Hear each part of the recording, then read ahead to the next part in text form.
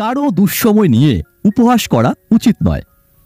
এই লেখিকা হলেন 560 কোটি ইউরোর মালিক। তিনি আর কেউ নন, স্বয়ং জেকে রাউলিং। একদিন সুসময় আসতে পারে ঠিক এইভাবেই। সেদিন উপহাস করা ব্যক্তিদের অবস্থা কি হতে পারে কেউ বলতে পারে না। 90-এর দশকের লন্ডন। সময়টা একটা শরতের সন্ধেবেলা। টেমসের ধারে আর 5টা সাধারণ মানুষের মতোই বসে আছেন 1 বছর 30-এর মহিলা। বিগ বেনে ঘড়ির কাঁটা 5:15 ছুঁয়েছে। টেমসের পানি থেকেও ঝাঁপ দিল। গার্ড সঙ্গে সঙ্গে হুইসেল বাজালেন। ওয়াটার গার্ড বাহিনীর বোট ততক্ষণে উদ্ধার কাজে লেগে পড়েছে। উৎসাহীরা ভিড় জমিয়েছেন। কিছুক্ষণ পর উদ্ধারকারীরা যাকে তুলে আনলেন, সেই বছর 30-এর মহিলা একটু আগেই বসেছিলেন টেমসের তীরে। তার জ্ঞান ছিল না। বাধ্য হয়েই তাকে হাসপাতালে ভর্তি করা হলো। যখন তার জ্ঞান ফিরল, ডাক্তার বললেন, আপনি ঘুমের ওষুধ খেয়ে পানিতে ঝাঁপ দিয়ে আত্মহত্যা করতে চেষ্টা করলেন কেন? কি এমন হয়েছে আপনার?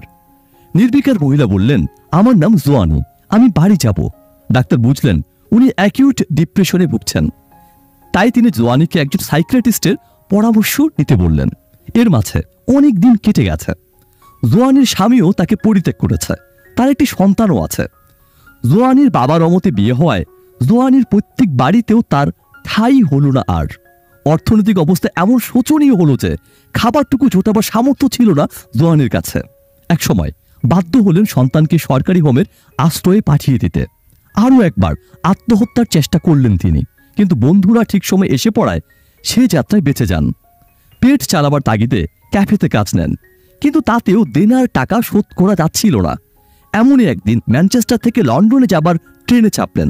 যাত্রাপথে এক বিস্ময় বালককে নিয়ে একটা গল্পের প্লট হঠাৎই মাথায় এলো জোয়ানির। হাতের কাছে কিছু না থাকায় টিস্যু পেপারের উপরেই লিখে ফেললেন গল্পটি। লন্ডনে পৌঁছে আবার ক্যাফেতে কাজ শুরু করলেন তিনি। একদিন বিকেলের বিরতিতে তার বন্ধু রবার্ট ওই টিস্যু পেপারগুলি আবিষ্কার করলেন এবং আশ্চর্য হয়ে জিজ্ঞাসা করলেন, এই লেখা কি তোমার জোয়ানি? নির্বিকার জোয়ানি শুধু ঘাড় নাড়লেন। রবার্ট বললেন, এক্ষুনি তার উচিত কোনো প্রকাশকের সঙ্গে দেখা করা। সেদিন কাজ সেরে এক প্রকাশকের কাছে তিনি ওই পেপারগুলি দিয়ে এলেন। 1 সপ্তাহ পর সেই ক্যাফের ম্যানেজারের কাছে জোয়ানির জন্য একটা ফোন এলো।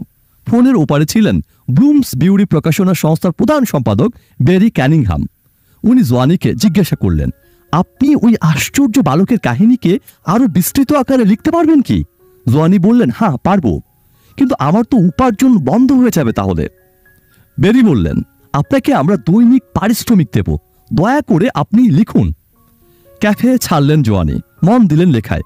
বাকিটা ইতিহাস। সৃষ্টি হলো জগৎ বিখ্যাত হ্যারি পটার সিরিজ। বিশ্বজুড়ে 40 কোটি বই বিক্রি হলো রাতারাতি। লেখিকা হলেন 560 কোটি ইউরোর মালিক।